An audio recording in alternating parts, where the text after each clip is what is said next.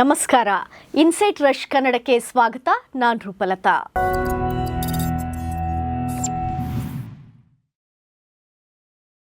ಕರ್ಮ ಯಾವತ್ತಿದ್ರೂ ಹಂಗೇನೆ, ಬಿರುಗಾಳಿ ತರ ಬಂದು ನಾವಿದ್ದ ಜಾಗನ ಧ್ವಂಸ ಮಾಡಿಬಿಡುತ್ತೆ. ಪಾಕಿಸ್ತಾನದ ಡಿಫೆನ್ಸ್ ಮಿನಿಸ್ಟರ್ ಖವಾಜಾ ಆಸಿಫ್ ಹೇಳಿಕೆ ಈ ಮಾತೆ ನಿಜ ಅಂತ ಸಾಬೀತು ಮಾಡ್ತಾ ಇದೆ. ಅಮೆರಿಕ ನಮ್ಮನ್ನ ಟಿಶ್ಯೂ ಪೇಪರ್ ಥರ ಯೂಸ್ ಮಾಡಿಕೊಂಡು ಎಸೀತು ಅಂತ ಓಪನ್ ಆಗಿ ಒಪ್ಕೊಂಡಿದ್ದಾನೆ.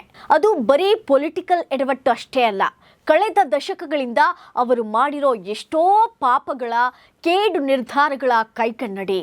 ಆಸಿಫನ ಈ ಮಾತಿನ ವೇಟ್ ಅರ್ಥ ಮಾಡ್ಕೋಬೇಕು ಅಂದರೆ ನಾವು ಹಿಸ್ಟರಿ ಕಡೆ ಗಮನ ಕೊಡಬೇಕು. 1980ರ ಹೊತ್ತಲ್ಲಿ ನಡೀತಿದ್ದ ಅಫ್ಘಾನ್ ಸೋವಿಯತ್ ಯುದ್ಧ ಇಡೀ ಸೌತ್ ಏಷ್ಯಾದ ಹಣೆ ಬರಹವನ್ನೇ ಬದಲಿಸಿದ ಮಿಲಿಟರಿ ಆಪರೇಷನ್ ಆಗಿತ್ತು. ಅಮೆರಿಕಕ್ಕೆ ರಷ್ಯಾನ ಸೋಲಿಸೋ ಗುರಿ ಇದ್ರೆ ಪಾಕಿಸ್ತಾನಕ್ಕೆ ತನ್ನ ಪ್ರಭಾವ ಹೆಚ್ಚಿಸಿಕೊಳ್ಳೋ ಹಪಾಹಪಿ ಇತ್ತು. ಅಂದು ಲಾಭಕ್ಕಾಗಿ ಬಿತ್ತಿದ ಜಿಹಾದ್ ಅನ್ನೋ ಬೀಜಗಳು ಇಂದು ಅದೇ ದೇಶಕ್ಕೆ ಕಲಾಶ್ನಿಕೋವ್ ಕಲ್ಚರ್, ಡ್ರಗ್ಸ್ ನೆಟ್ವರ್ಕ್ ಮೂಲಕ ದೊಡ್ಡ ತಲೆನೋವಾಗಿ ಪರಿಣಮಿಸಿವೆ. ಶಾರ್ಟ್ ಟರ್ಮ್ ಲಾಭಕ್ಕಾಗಿ ಧರ್ಮವನ್ನು ಅಸ್ತ್ರವಾಗಿ ಬಳಸಿಕೊಂಡ್ರೆ ಲಾಂಗ್ ಟರ್ಮ್ನಲ್ಲಿ ಅದು ತನ್ನನ್ನೇ ಸುಡುವ ಕಿಚ್ಚಾಗುತ್ತೆ ಅನ್ನೋದಕ್ಕೆ ಇತಿಹಾಸಕ್ಕಿಂತ ದೊಡ್ಡ ಸಾಕ್ಷಿ ಬೇಕಿಲ್ಲ. ಅಷ್ಟೇ ಅಲ್ಲ, ಅಮೆರಿಕಾನ ನಡುಗಿಸಿದ 9/11 ಇದೆಯಲ್ಲ, ಅದರ ನಂತರ ಮುಷರಫ್ ತಗೊಂಡ ಆ ಒಂದು ನಿರ್ಧಾರ ಪಾಕಿಸ್ತಾನದ ಪಾಲಿಗೆ ಬಾಣಲೆಯಿಂದ ಬೆಂಕಿಗೆ ಬಿದ್ದಂಗಾಯ್ತು. ಅಮೆರಿಕಾದ ಒತ್ತಡಕ್ಕೆ ಮಣಿದು ವಾರ್ ಆನ್ ಟೆರರ್ಗೆ ಸಾಥ್ ಕೊಡ್ತೀನಿ ಅಂತ ಬಾಯ್ ಬಡ್ಕೊಳ್ತು. ಆದರೆ ಅವತ್ತು ಬಿಲಿಯನ್ ಗಟ್ಟಲೆ ಡಾಲರ್ ನೆರವು ಬಂದರೂ ಅದರ ಜೊತೆಗೇ ಬಂದಂಥ ಬ್ಲೋ ಬ್ಯಾಕ್ ಮಾತ್ರ ಭೀಕರವಾಗಿತ್ತು. ತಾವು ಸಾಕಿದ ಹಾವೇ ತಮಗೆ ಕಚ್ಚುವಂತೆ ಅಂದು ಅಫ್ಘಾನ್ಗಾಗಿ ಪೋಷಿಸಿದ ಮಿಲಿಟೆನ್ಸಿ TTP ರೂಪದಲ್ಲಿ ಸ್ವಂತ ದೇಶದ ಮೇಲೆ ತಿರುಗಿ ಬಿದ್ದು 70,000ಕ್ಕೂ ಹೆಚ್ಚು ಜನರ ಬಲಿ ಪಡೆಯಿತು. ಸ್ಟ್ರಾಟಜಿಕ್ ಅಸೆಟ್ ಅಂತ ಅಂದುಕೊಂಡಿದ್ದ ಐಡಿಯಾಲಜಿಗಳೇ ಇವತ್ತು ಆ ದೇಶದ ಆರ್ಥಿಕತೆ ಮತ್ತು ಶಾಂತಿಯನ್ನು ನುಂಗಿ ಹಾಕುತ್ತಿವೆ. ಪಾಕಿಸ್ತಾನದ ಇವತ್ತಿನ ಸ್ಥಿತಿ ಹೇಗಿದೆ ಅಂದರೆ, ಒಂದೆಡೆ ಮಿಲಿಟರಿ ಎಲ್ಲ ಓಕೆ ಅನ್ನೋ ಬಿಲ್ಡಪ್ ಕೊಡ್ತಿದ್ರೆ, ಇನ್ನೊಂದೆಡೆ ಬಲೂಚಿಸ್ತಾನದ ಬಂಡಾಯ ಮತ್ತು CPEC ಮೇಲಿನ ದಾಳಿಗಳು ಪಾಕಿಸ್ತಾನ್ ಭಯಾನಕ ವಾಸ್ತವವನ್ನ ಬಿಚ್ಚಿಡ್ತಿವೆ.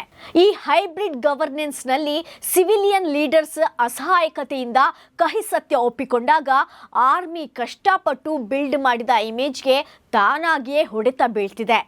ಎಲ್ಲ ಇದ್ದು ಬಡತನದಲ್ಲಿರೋ ಬಲೂಚ್ ಜನರ ಆಕ್ರೋಶ ಮಾಯವಾಗ್ತಿರೋ ವ್ಯಕ್ತಿಗಳ ಕೇಸ್ ಸಾಲದು ಅಂತ ಈಗ ಸೋಷಿಯಲ್ ಮೀಡಿಯಾ ಯುಗದಲ್ಲಿ ಅಂತಾರಾಷ್ಟ್ರೀಯ ಮಟ್ಟದಲ್ಲೂ ಈ ಮುಜುಗರ ತಪ್ಪಿಸಿಕೊಳ್ಳೋದು ಪಾಕ್ ಪಾಲಿಗೆ ದೊಡ್ಡ ಸವಾಲಾಗಿದೆ.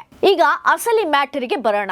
ಅಮೆರಿಕ ಮತ್ತು ಪಾಕಿಸ್ತಾನದ ಸಂಬಂಧ ಒಂಥರ ಅವಸರಕ್ಕೆ ಅಪ್ಪಿಕೊಳ್ಳೋದು, ಕೆಲಸ ಮುಗಿದ ಮೇಲೆ ಕೈ ಬಿಡೋದು ಅನ್ನೋ ಹಾಗೆ ಇದೆ. ಅಫ್ಘಾನ್ ಯುದ್ಧದ ಟೈಮಲ್ಲಿ ಲಾಜಿಸ್ಟಿಕ್ಸ್ ಮತ್ತು ಇಂಟೆಲಿಜೆನ್ಸ್ಗಾಗಿ ಪಾಕಿಸ್ತಾನ ಅಮೆರಿಕಕ್ಕೆ ಅನಿವಾರ್ಯವಾಗಿತ್ತು.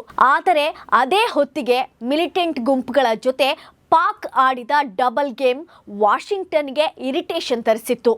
ಈಗ ಅಮೆರಿಕದ ಫೋಕಸ್ ಚೀನಾ ಕಡೆ ಶಿಫ್ಟ್ ಆಗಿರೋದ್ರಿಂದ ಪಾಕಿಸ್ತಾನದ ಇಂಪಾರ್ಟೆನ್ಸ್ ಕಮ್ಮಿ ಆಗಿದೆ. ಇದನ್ನೇ Khawaja Asif use and discard policy ಅಂತ ಬಡ್ಕೋತಿರೋದು. ಆದರೆ ಈ ಕಥೆಯಲ್ಲಿ ಪಾಕಿಸ್ತಾನ ಏನೂ ಅರಿಯದ ಮುಗ್ಧ ಏನಲ್ಲ. ತನಗೆ ಬೇಕಾದ ಮಿಲಿಟರಿ ಏಡ್, ಭಾರತದ ವಿರುದ್ಧ ಸ್ಟ್ರಾಟಜಿಕ್ ಡೆಪ್ತ್ ಪ್ಲಾನ್ ಮಾಡ್ಕೊಳ್ಳೋಕೆ ಅವರೇ ಈ ದಾರಿನ ಚಾಯ್ಸ್ ಮಾಡ್ಕೊಂಡಿದ್ದರು. ಗ್ಲೋಬಲ್ ಪಾಲಿಟಿಕ್ಸ್ನಲ್ಲಿ ಭಾವನೆಗಳಿಗಿಂತ ಸ್ವಾರ್ಥಕ್ಕೆ ಬೆಲೆ ಜಾಸ್ತಿ ಅನ್ನೋದು ಇವರಿಗೆ ಲೇಟಾಗಿ ಅರ್ಥವಾದಂತಿದೆ. ಒಟ್ನಲ್ಲಿ ದೊಡ್ಡವರ ಪವರ್ ಗೇಮ್ನಲ್ಲಿ ದಾಳವಾಗಿ ಬಳಕೆಯಾದ ಪಾಕಿಸ್ತಾನ ಈಗ ಅದರ ಸೈಡ್ ಎಫೆಕ್ಟ್ ಎದುರಿಸಲು ಒದ್ದಾಡ್ತಿದೆ. ಅಂದ್ಹಾಗೆ ಖವಾಜಾ ಆಸಿಫ್ ಹಿಂಗೆ ಇಷ್ಟು ಓಪನ್ ಆಗಿ ಸ್ಟೇಟ್ಮೆಂಟ್ ಕೊಟ್ಟಿರೋದು ಆ ದೇಶದ ಅಸಹಾಯಕ ಆಕ್ರೋಶ ಎಷ್ಟಿದೆ ಅಂತ ಹೇಳ್ತಿದೆ. ಆದರೆ ಯಾವುದೇ ದೇಶಕ್ಕೆ ತನ್ನ ತಪ್ಪನ್ನು ಒಪ್ಪಿಕೊಳ್ಳೋದು ದೊಡ್ಡ ಚೇತರಿಕೆಯ ಮೊದಲ ಹೆಜ್ಜೆ. ಪಾಕಿಸ್ತಾನದ ಕಥೆ ಅಂದರೆ ಅದು ಬರೀ ಯುದ್ಧ ಸೋಲಿನ ಕಥೆನೇ ಆಗ್ಬಿಟ್ಟಿದೆ. ವಿಚಿತ್ರ ಅಂದರೆ ಈ ವಿಷಯ ಅವರಿಗೂ ಅರ್ಥ ಆಗಿದೆ. ಇಷ್ಟು ದಿನ ಮುಚ್ಚಿಟ್ಟಿದ್ದ ಸತ್ಯಗಳನ್ನು ಈಗ ಬಹಿರಂಗವಾಗಿ ಚರ್ಚಿಸುತ್ತಿರೋದು ಆ ದೇಶದಲ್ಲಿ ಹೊಸದೇನೋ ಬದಲಾವಣೆ ಶುರುವಾಗಿದೆಯಾ ಅನ್ನೋ ಅನುಮಾನ ಹುಟ್ಟುತ್ತೆ. ಬಟ್ ಅದು ಪಾಕಿಸ್ತಾನ, ನೆಟ್ಟಗಾಗೋ ಚಾನ್ಸೇ ಇಲ್ಲ. ಈಗ ಅಮೆರಿಕಾದ ಟಿಶ್ಯೂ ಪೇಪರ್ ಆಗಿದ್ದ ಇದೇ ದೇಶ ಮುಂದೆ ಯಾವುದರ ಯೂಸ್ ಆ್ಯಂಡ್ ಥ್ರೋ ಪ್ರಾಡಕ್ಟ್ ಆಗುತ್ತೋ ನೋಡಬೇಕಷ್ಟೆ.